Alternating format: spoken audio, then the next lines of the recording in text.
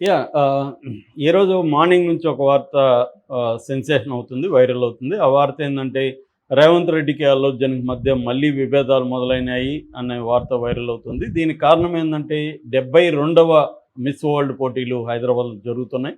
అది యుద్ధ వాతావరణం వల్ల అంత ప్రముఖంగా లేదు. కొద్దిగా సైలెంట్‌గా చేసుకుంటూ వెళ్తున్నారు. అయితే ఇప్పుడు యుద్ధం ఆగడం వల్ల మళ్ళీ దాన్ని సెలబ్రేట్ చేసుకుందామని నిన్న చౌమహల్లా ప్యాలెస్‌లో రేవంత్ రెడ్డి విందు ఇచ్చాడు. 110 మంది అమ్మాయిలు అందాల పోటీలో పాల్గొనడానికి వివిధ దేశాల నుంచి వచ్చిన అమ్మాయిలు 110 మంది ఉన్నారు. వాళ్ళతో పాటు ప్రముఖ రాజకీయ నాయకుల్ని, వ్యాపారవేత్తల్ని, సినిమా వాళ్ళని రేవంత్ రెడ్డి ఆహ్వానించినట్టుగా తెలుస్తుంది. ఈ నేపథ్యంలో అల్లు అర్జున్ కూడా రేవంత్ రెడ్డి ఆహ్వానించాడు పార్టీకని, కానీ అల్లు అర్జున్ వెళ్ళలేదు. సో మళ్ళీ రేవంత్ రెడ్డి కోపం వచ్చింది అన్న ఒక వార్త వైరల్ అవుతుంది. అయితే దీని డీటెయిల్స్ మనకు తెలియదు క్లియర్గా. బట్ అల్లు అర్జున్ ఎందుకు వెళ్ళలేదు అంటే, అల్లు అర్జున్ వేరే పనిలో బిజీగా ఉన్నాడు, అందుకని వెళ్ళలేదు అనేది ఒక వార్త అయితే, అల్లు అర్జున్ బదులుగా అల్లు అరవింద్ వెళ్ళాడు, అల్లు అరవింద్, నాగార్జున వెళ్ళాడు, సురేష్ బాబు వెళ్ళాడు, ఇలాంటి వాళ్ళు కొంతమంది అయితే వెళ్ళారు. ఇంకెవరోని పిలిచారు, ఎవరెవరు వెళ్ళలేదు అనేది డీటెయిల్స్ తెలియాల్సి ఉంది. ఏదేమైనా అల్లు అరవింద్ అయితే క్లోజ్గానే ఆయనతో నవ్వుతూ మాట్లాడడం, ఆ వీడియోస్ అన్నీ కూడా బయటకు వచ్చాయి. సో నిజంగా అల్లు అర్జున్కి రేవంత్ రెడ్డి గొడవలు ఉంటే అంత క్లోజ్గా అల్లు అరవింద్తో ఆయన మాట్లాడ్డు కదా. కాబట్టి ఏంటంటే, ఇక్కడ రకరకాల పుకార్లు అయితే వస్తుంటాయి. ఎందుకంటే అల్లు అర్జున్ మీద కేసు అయితే వీళ్ళు విత్డ్రా చేసుకోలేదు పోలీసులు, ఆ కేసు అయితే జరుగుతుంది. ఆ బాబును కూడా డిశ్చార్జ్ కూడా చేసేసారు. ఆ బాబు ఇంకా కంప్లీట్గా కోలుకున్న పరిస్థితి లేదు, ఎందుకంటే ఎవరిని గుర్తుపట్టే పరిస్థితి లేదు. అతన్ని రిహాబిలిటేషన్ సెంటర్కి పంపించారు, ఆ సంధ్య థియేటర్లో గాయపడిన బాబుని.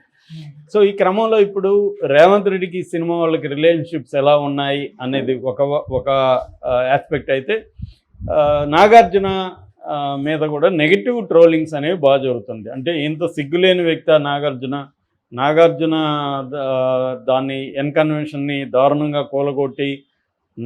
కూలగొట్టారు ఒకటి. రెండోది, నాగార్జున ఫ్యామిలీ మీద, సమంతని ఆయన కేటీఆర్ పిలిచాడని, పంపిమన్నాడని, సమంతని పంపించడానికి కేటీఆర్కి వీళ్ళు రెడీ అయిపోయి సమంతకి చెప్పారని, సమంత అందుకోసం విడాకులు ఇచ్చిందని డైరెక్ట్గా కొండా సురేఖ మంత్రి చెప్తే, అలాంటి కాంగ్రెస్ ప్రభుత్వం మీద పోరాడాల్సిన నాగార్జున సరెండర్ అయిపోయి ఆయనకి సెలవు కప్పడంతో పాటు ఆయన పార్టీకి వెళ్ళి ఆయనతో కూర్చొని మాట్లాడుతున్నాడు. నాగార్జునకి ఏమీ రోషం గీషం లేదా, ఎంత దిగజారిపోయాడా. ఒకప్పుడు వాళ్ళ నాన్న ఎన్టీ రామారావుని ధిక్కరించిన వ్యక్తి, ఎన్టీ రామారావుని ధిక్కరించి ఆయనతో చాలా కాలం మాట్లాడకుండా ఉన్నాడు.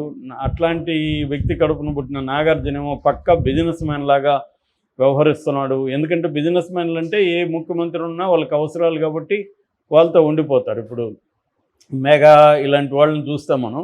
అంతకుముందు ఎలా మిగతా సీఎంలతో ఉన్నారు, ఇప్పుడు ఆపోజిట్లో ఉన్న వాళ్ళతో కూడా ఉంటారు. వాళ్ళ మీద కేసులు ఉంటాయి, వాళ్ళకి ఇబ్బందులు ఉంటాయి. కాబట్టి బిజినెస్ మ్యాన్ అంటే మనకు అర్థం చేసుకోవచ్చు, ఎందుకంటే వాళ్ళకి పెద్ద ఎత్తున ఇది. కాకపోతే నాగార్జున పరిస్థితి ఏంటంటే, నాగార్జున ఓన్లీ సినిమా హీరో కాదు. ఇక్కడ మన సినిమా వాళ్ళని గురించి అర్థం చేసుకోవాల్సిన ఏమంటే, హైదరాబాదులో ల్యాండ్స్ లేకపోతే సినిమా వాళ్ళు ఈ స్థాయి సంపద అనేది సినిమా వాళ్ళకు ఉండేది కాదు. ఒట్టి యాక్టింగ్ మీద, సినిమాల ప్రొడక్షన్ మీద ఇంత 100 కోట్లు అయితే సంపాదించే పరిస్థితి లేదు. ఎందుకంటే ప్రొడక్షన్ అంటేనే ఒక సినిమా పోతే ఇంకొక సినిమాలో డబ్బులు వస్తే 4 సినిమాలు పోతాయి. మనకి రాజేంద్ర ప్రసాద్, ఆయన ఊరు ప్రముఖ ప్రొడ్యూసరు, ఆయన రాసిన పుస్తకం చదివితే, జగపతి బాబు వాళ్ళ ఫాదర్, మనకు తెలుస్తుంది ఆయన సినిమాల ప్రొడక్షన్లో ఏం సాధించాడనేది తెలుస్తుంది.